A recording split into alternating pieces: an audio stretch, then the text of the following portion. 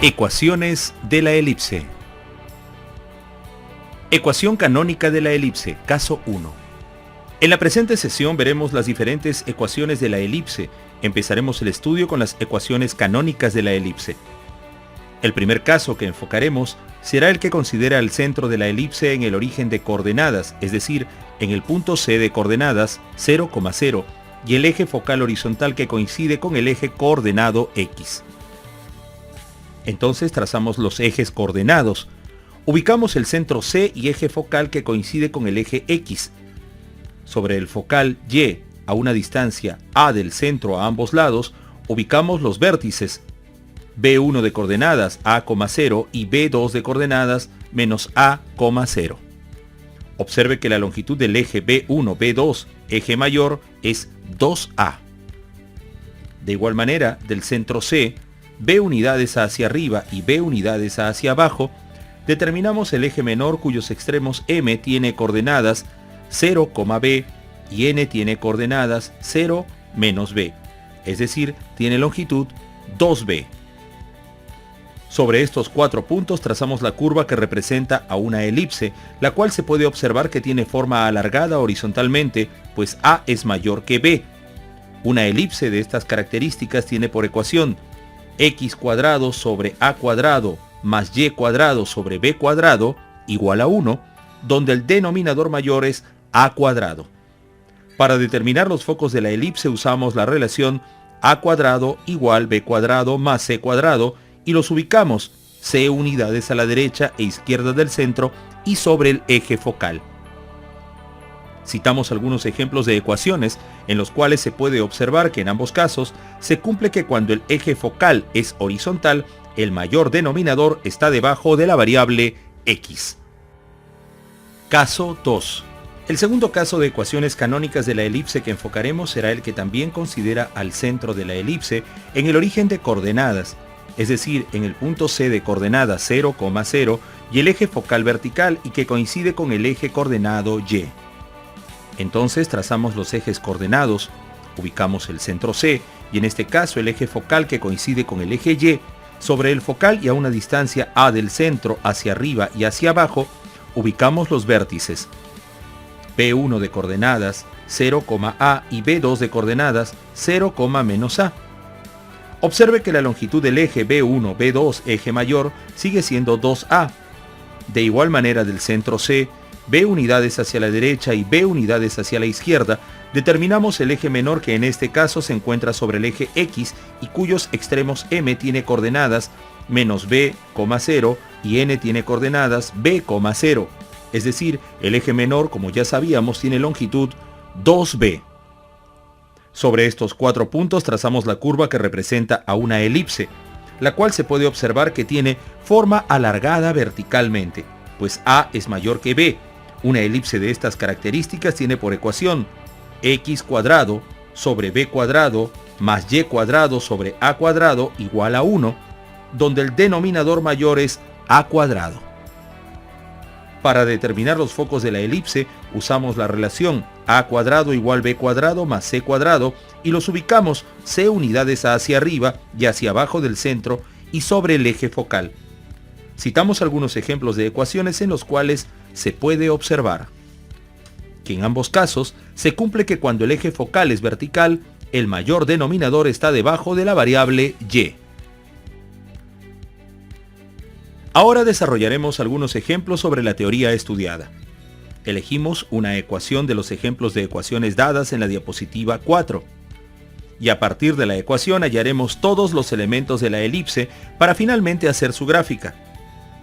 Primero identificamos el eje focal.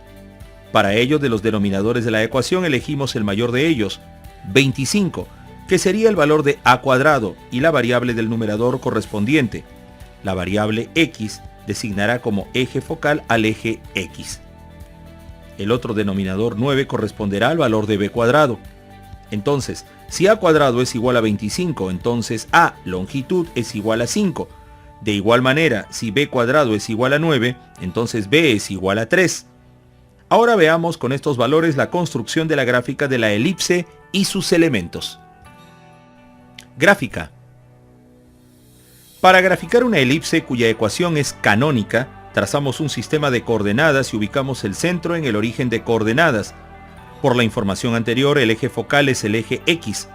Recordar que el mayor denominador está debajo del eje X. Entonces, del centro y sobre el eje focal X, a la izquierda contamos A igual 5 unidades y obtenemos el vértice B1 de coordenadas, menos 5,0.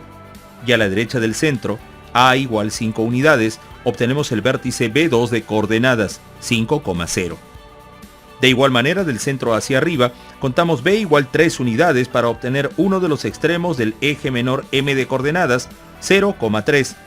Del centro hacia abajo, el otro extremo del eje menor N, a B igual 3 unidades y con coordenadas 0,-3. Finalmente, sobre los 4 puntos B1, B2, M y N, trazamos la curva que representa a la elipse. Completamos los elementos con las coordenadas de los focos para hallar el valor de C. Utilizamos la expresión A cuadrado igual B cuadrado más C cuadrado, donde reemplazamos el valor de A cuadrado igual 25 y B cuadrado igual 9, y despejamos el valor de C, obteniendo C igual 4. Entonces los focos serían F1 de coordenadas, menos 4,0, y las coordenadas del F2, 4,0. Observe que siempre sobre el eje focal se encuentran centro, focos y vértices. Ejemplo 2. Ahora desarrollaremos la habilidad de, a partir de la gráfica dada de una elipse, determine su ecuación y las coordenadas de sus elementos.